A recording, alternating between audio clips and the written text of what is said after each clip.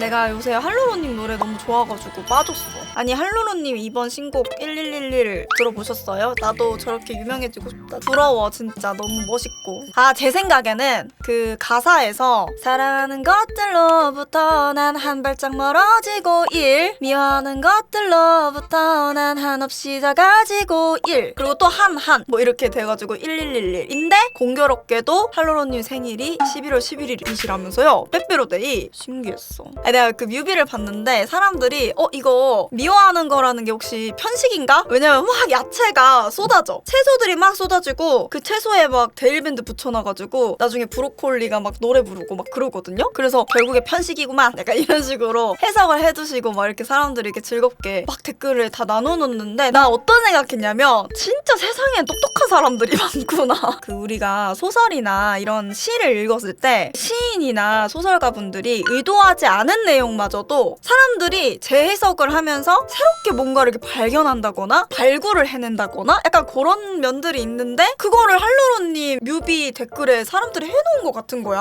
너무 좋아 보이는 거예요. 그래서 진짜 한편으로는 저도 노래들이 좀 있잖아요. 근데 누군가가 이렇게 좀 나서서 해석을 해줬으면 좋겠다. 내 노래 뭐 1집 스토리라든지 최근에 낸 심신미약이라든지 이런 노래들이 되게 내용들이 좀 가볍지만은 않단 말이지. 물론 가벼운 것도 있을 수 있겠지만 그렇게 막 직관적이지가 않아. 근데 뭔가 할로로님도 진짜 국어국문학과 나오셨으니까 글을 얼마나 잘 쓰시겠어. 막 사람들이 해석해놓은 거 보면서 더 즐거우시겠다. 새로운 생각도 가지실 수도 있을 것 같고 그게 또 아티스트에게는 엄청난 발전의 밑거름이 된단 말이죠. 그게 진짜 부러웠어. 아니 나는 답해주지 않을 거예요. 아 근데 답해주지 않을 거면서도 살짝은 답해줄 수 있는 건 있어. 예를 들어서 최근에 나왔던 심신미약이라고 했을 때 근데 이게 사랑 노래인가? 어떤 사람이 그렇게 했어. 그건 나는 정확하게 대답할 수 있지. 심신미약은 사랑 노래가 아닙니다. 뭐 이런 거. 어떤 아티스트든 어떤 뭐 소설가 시인이든 다 비슷한 마음이실 것 같긴 한데 내가 그거에 대한 확답을 내려버리면 읽고 보는 사람들이 그리고 듣는 사람들이 제한적인 시야를 가지게 돼. 그래서 내 곡의 해석을 맞게 해. 오히려 그게 좀 방해한 거지. 그래서 좀 더 열린 시각으로 봤으면 좋겠어서 그렇게 막 자유분방하게 얘기를 나누는 게 너무 좋으니까 냅둘 것 같기는 해. 근데 누가 해주냐고. 왜 안 해주냐고. 나도 좀 해달라고. 좀 해석 좀 해봐. 사실 이게 이과 마인드는 좀 안 맞는가?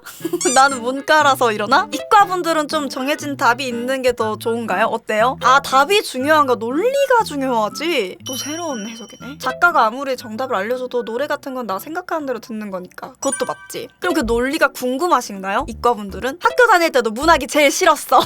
아니 내가 사실 할로로님 노래를 들으면서 조금 깊은 얘기를 좀 해보자면 나는 왜 이렇게 미워하는 사람이 많을까? 이런 생각이 드는 거야. 좀 되게 미워하는 감정이 좀 많은 사람이에요. 질투도 진짜 심하고 제가 어느 정도로 질투가 심하냐면 가수들의 콘서트를 그 얼마 전에 그 부하솔 간 거 있잖아. 처음이야. 가수분들을 정말 존경하고 동경하고 진짜 그분들의 음악을 들으면서 연습하는 건 맞지만 너무 부러워. 무대에 올라서 있는 그들의 모습을 보면 내가 한없이 너무 작아져서 나는 왜 이 모양으로 살고 있는데 저들은 얼마나 저렇게 노력을 했으면 저렇게 됐고 그걸 아는 순간 내가 더 한심하게 느껴지면서 막 비교하게 되는 거야. 그래가지고 안 갔는데 내가 이번에 부하솔 콘서트를 갔을 때 어떤 생각이 들었냐면 내가 그래서 성공을 못했구나.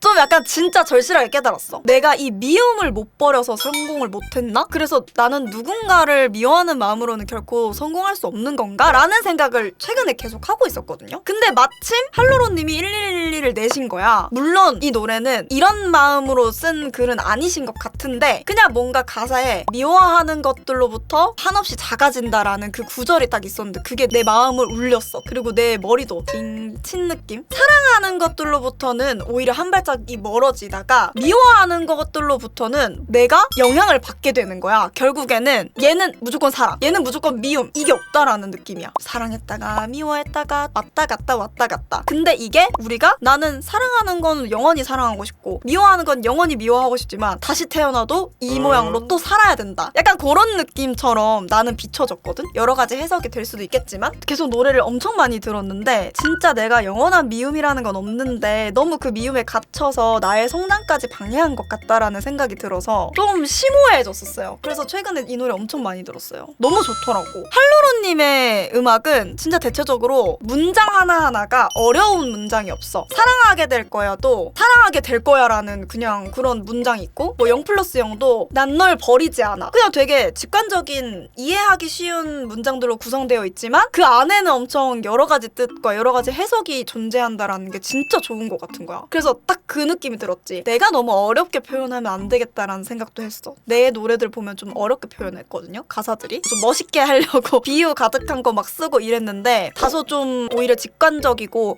편안한 말투의 문장들이 사람들에게도 이렇게 편안하게 문장을 쓰면 아무도 내 노래에 대해서 해석을 하지 않겠지라고 오해했던 거지. 근데 그게 아니라 내가 편하게 써도 이 뜻만 통한다면 사람들은 해석을 끊임없이 해주는 것 같았어. 되게 할로로님이 여러 가지 방면으로 저에게 가르침을 주시는 분인 것 같아. 커피잔처럼도 똑같아요. 아무도 그 뜻을 모르더라고.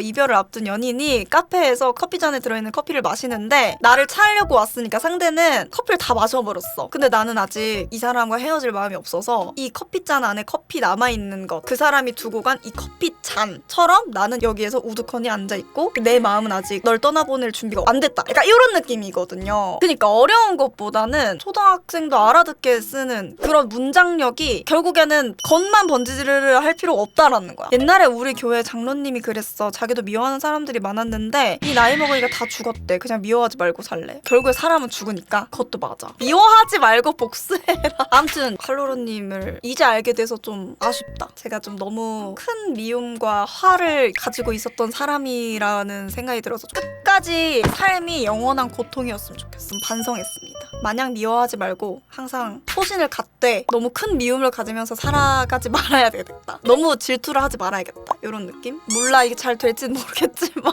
선하게 살아야겠다. 그 미움은 진짜 나를 망치는 것 같아.